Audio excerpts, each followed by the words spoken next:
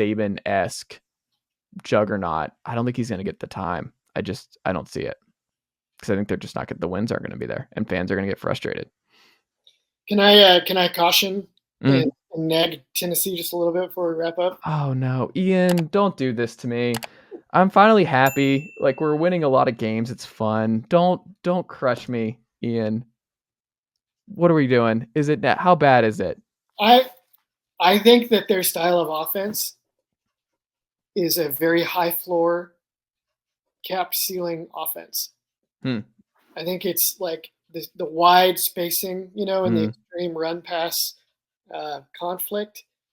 It just makes it really easy to pile up wins because a lot of teams they can't deal with it if you have players. It's easy to plug players into it, but when you play the teams that either know how to junk it up or or they can just match up and not be overwhelmed, like Georgia last year, then I think the offense just like it's like a full court press basketball team.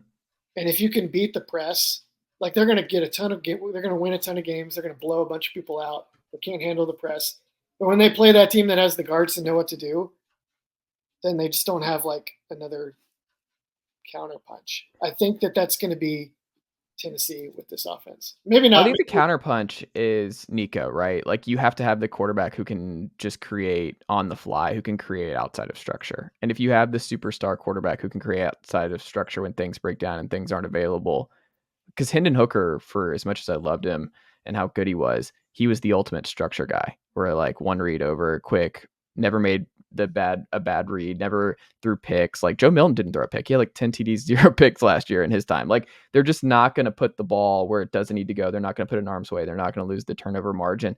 Like you said, high floor with this offense. But I think the difference against a Georgia team is where Hendon has like took a lot of sacks and was like letting when Jalen Carter was breaking through and he's on those double teams, like Hendon was just going down and didn't really scramble and make adjustments. Is Nico a scrambler? I had a different impression. I mean, in the spring game, he was scrambling, and he had his best play was out of structure on a bootleg outside and downfield to Ethan Davis, 4-star tight end. That was a pretty bucket ball. So I think Nico with his height will be a big thing. Like, Nico's obviously huge, good natural athlete that, like, if he is someone who can play outside of structure and can move around, and when the Georgia bodies destroy the Tennessee 3-star offensive tackles, can he do enough to withstand that? And I mean, the other thing too with Tennessee fans that I would caution folks, it's like, hey, and like you just said, they're going to win a lot of football games playing this way. A lot of teams just can't handle the full court press, that cannot handle the hash marks. And you're just going to continue to dunk on Kentucky, Mizzou, South Carolina when they're at home, not when you're at South Carolina, because that's just how things are apparently. But then you, like, if Georgia's the last roadblock, or Michigan or Ohio State, it's like, it's pretty good. I mean, it's not a bad place to be based on where Tennessee's been for a very long time. I will take that for a decade. I'll take, like, you might just need some luck to break through in a 12-team playoff and you get the right matchups who can't handle what you're doing. And you never know with a Heisman type quarterback, the ultimate guy, and Nico Iamaleava. But, like, I don't know. Like, it's fine. I'm okay with that. I'm okay with, like, Georgia being the one who has to stop, who can slow down what Tennessee does. I'm like, great. They won back-to-back national titles. Like, that's fine. I'm okay with that.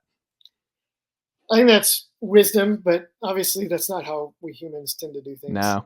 So, because the guy down the street, has got championships in his yard, and then it's just.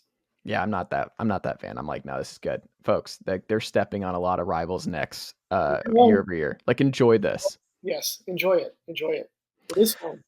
Yeah, exactly. Ian Boyd, what can the good folks check out from you over at Inside Texas and in the Substack this week? Let's see. Inside Texas, I'm talking about Texas, talking about their linebacker Jalen Ford this week, and I talked about their new commit from Alabama, KJ Lacey. I had not heard of him before this weekend, and it was like, hey, Texas just got this Alabama blue chip quarterback that Saban wanted, and he looks like Bryce Young. So, oh, okay, that's good news for Texas. And on the Substack, I wrote about Oklahoma's version of the Tennessee offense, the veer and shoot offense, and I'll be writing about general college football things there. Everybody should check it out. America's War Game.substack.com. Yes. It's great. I love America's War Game. So go check that out. Subscribe today if you are not already. And Ian, I mean, I should